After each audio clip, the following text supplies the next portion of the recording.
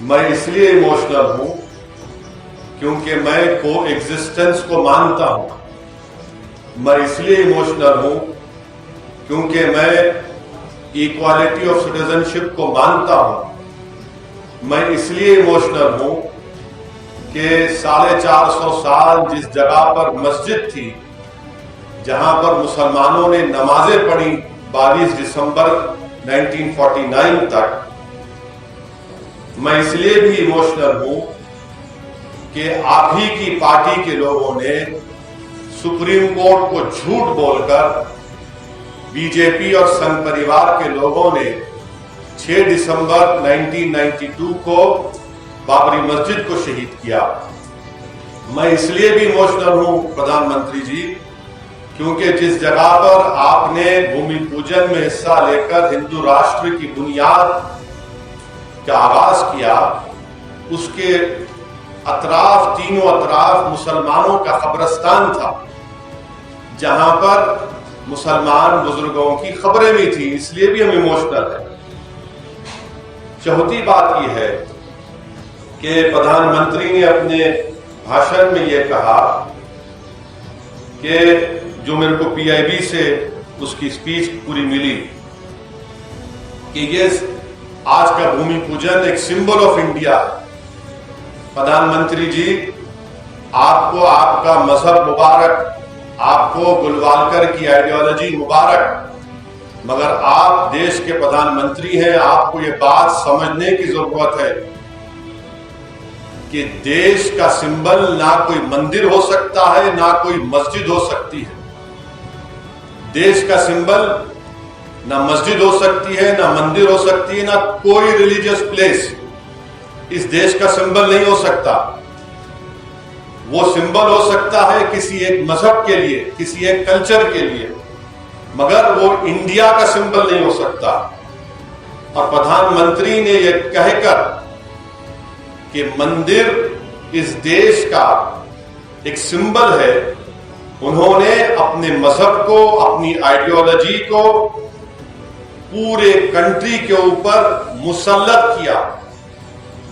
Prime minister ने आज ही अपनी स्पीच में यह बात कहकर मेजॉरिटेरियनिज्म को इंडोर्स किया।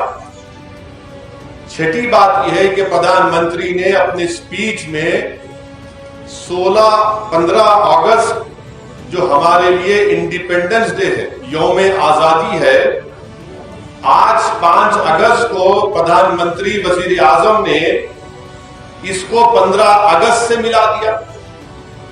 हम फिर से वजीर आजम को और देश को बताना चाह रहे हैं कि 15 अगस्त हमारे मुल्क के लिए एक आजादी का दिन है। हिंदू, मुसलमान, सिख, ईसाई, बौद्ध सबने मिलकर इस मुल्क को अंग्रेजों की गुलामी से आजाद करवाया और उनको शिकस्त दी। क्या प्रधानमंत्री ये कहना चाह रहे हैं कि 15 अगस्त से मिलाकर कि उनके चाहने वाले, उनके मानने वाले, उनको आज आजादी मिली? किसको शिकस्त दी प्रधानमंत्री, आपने बताइए।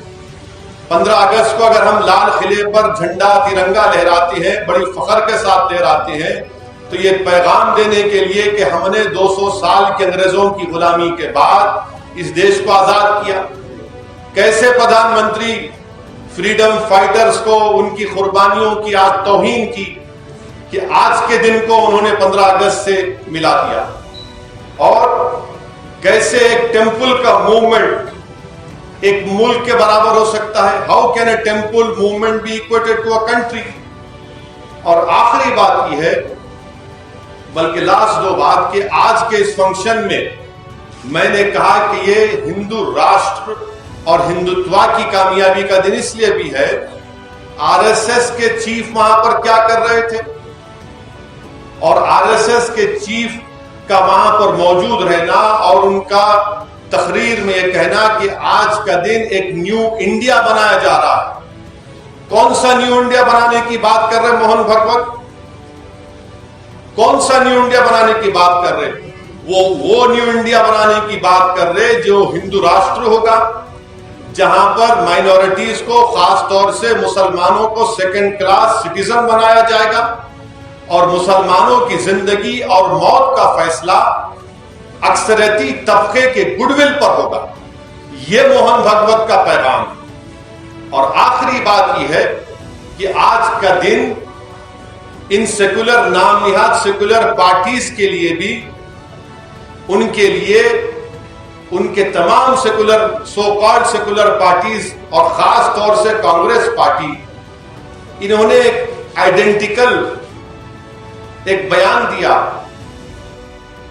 क्या दिया कि ये आज का दिन एक सिंबल ऑफ ब्रदरहुड है, सिंबल ऑफ ब्रदरहुड है। मैं इन तमाम सेकुलर पार्टीज से, जो अपने आप को सेकुलर कहते हैं, और मैं तो कम्युनल मैं हूं, पूरे भारत में अगर कोई कम्युनल है तो हम ही है, इसका मैं इकरार भी करता हूं। मैं इन तमाम सेकुलर पार्टीज से, कांग्रेस पार्टी से पूछना चाहता हूं कि आज का दिन कैसे ब्रदरहुड का सिंबल होगा, बताइए। जबकि ये राम मंदिर का मूवमेंट, हजारों की तादाद में भारत के सिटीजन्स की मौत हुई कम्युनल राइट्स में, यह मूवमेंट एक मस्जिद को शहीद कर दिया गया मूवमेंट में, फिर वहां पर मेकशिफ्ट टेंपल बना दिया गया कि इसको ब्रदरहुड कहते हैं आप। और क्या गुडविल, ब्रदरहुड उसी वक्त पैदा होगा जब इंसाफ होगा। जब इंसाफ नहीं होगा तो गुडविल, ब्रदरहुड कहां पैदा होगा। और मुझे तो आप अनइक्वल बना दिए मुसलमानों को, तो अनइक्वल कैसा ब्रदर होगा आपका, बताइए। ये 7 अहम पॉइंट्स मुझे आप तक बताना था कि बहुत से लोग मुझे फोन करके मुख्तलिफ मुल्क के मुकामात से, जिसमें बहुत से मजहब के लोग हैं, खास तौर से दलित और मुसलमान हैं, जो आज भी इस मुल्क के सेकुलरिज्म पर यकीन रखते हैं, वो मुझको फोन करके कह रहे कि साहब हम बड़े मायूस हैं, हम बड़े अपने आप को अकेला महसूस करते हैं। मैं उन तमाम से कहना चाह रहा हूं कि आपको हरगिज मायूस होने की जरूरत नहीं है, आपको हरगिज अकेला महसूस होने की जरूरत नहीं है। ये हुकूमत है जिसके प्रधानमंत्री नरेंद्र मोदी हैं, वो सेकुलरिज्म को खत्म करके हिंदू राष्ट्र की को कायम करना चाहते हैं, मगर हमको नाउम्मीद होने की जरूरत नहीं है। मुझे यकीन है कि आज भी हमारे मुल्क इंडिया में ऐसे करोड़ों हमारे हिंदू भाई हैं जो हिंदुत्व की आइडियोलॉजी को नहीं मानते और कभी नहीं मानेंगे। मुझे यकीन है कि हम और वो और दलित हमारे भाई जो कभी नहीं मानते हिंदुत्व की आइडियोलॉजी को, ये वक्त जमहूरी तरीके से हिंदू राष्ट्र के रास्ते को जो क़याम किया जा रहा है, उसको एस्टैब्लिश किया जा रहा है, उसको डेमोक्रेटिक तरीके से रोकने की जरूरत है। मैं इंडिया के हमारे इंडियन मुस्लिम से भी कहना चाह रहा हूं कि हरगिज मायूस होने की जरूरत नहीं है। हस्बुनल्लाह व निअमल वकील, आपको हरगिज मायूस होने की जरूरत नहीं है। हमारा काम जिद्दोजहद करना है, हम जिद्दोजहद करते आए हैं। हमारे बुजुर्गों ने बाबरी मस्जिद को बचाने की कोशिश की हमारे सेकुलर हिंदू भाइयों के साथ, मगर तमाम सेकुलर पार्टीज ने हमको धोखा दिया। आज भी हमको कोशिश करना है। मैं आपसे यह कहना चाह रहा हूं कि इंसानियत की तारीख गवाह है कि जब कभी भी नमरूद आया, जब कभी भी फिरौन आया और जब कभी भी यजीद आया, तो अल्लाह ने हुसैन को पैदा किया, अल्लाह ने मूसा को पैदा किया, अल्लाह ने इब्राहिम को पैदा किया। हमारा काम इंसाफ के लिए लड़ना है। ये बाबरी मस्जिद की लड़ाई इंसाफ की लड़ाई है, ये कोई मुसलमानों की लड़ाई नहीं है। ये भारत के संविधान को बचाने की लड़ाई है, ये भारत इंडिया की रूह को बचाने की लड़ाई है। और ये जिद्दोजहद हमको जारी रखना पड़ेगा। और ये एक्सपोज हो चुके हैं, देखिए इन्हीं सेकुलर, नाम निहाद सेकुलर पार्टीज की वजह से आज मुसलमानों में इस तरह की एक एप्रीहेंशन, इस तरह की सोच पैदा हो रही है। मगर मैं उन तमाम भारत के, इंडिया के हम वतनों से कहना चाह रहा हूं कि हमको मायूस होने की जरूरत नहीं है। आप अपने आप को अकेला हरगिज महसूस मत करिए। बल्कि हिम्मत और हौसले के साथ हमको जद्दोजहद करना है। आज ये खत्म नहीं होगा, ये जद्दोजहद जारी रहेगी। जैसा कि मैंने कहा कि बाबरी मस्जिद है और इंशाअल्लाह ताला सुबह क़यामत तक मस्जिद रहेगी।